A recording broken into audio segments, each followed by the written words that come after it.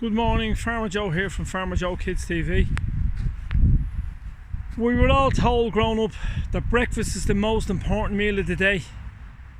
Well, I would totally disagree with that now that I know what I know now. You know, I skip my breakfast now, I don't eat till 12 o'clock.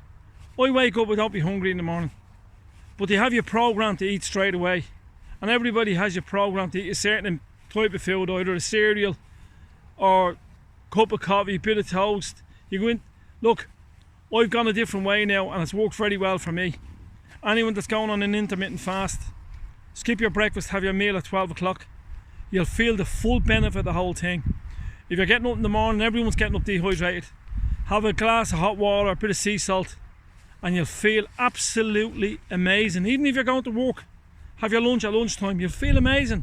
Listen, have a nice day. Message from Farmer Joe here from Farmer Joe Kids TV. Bye bye now.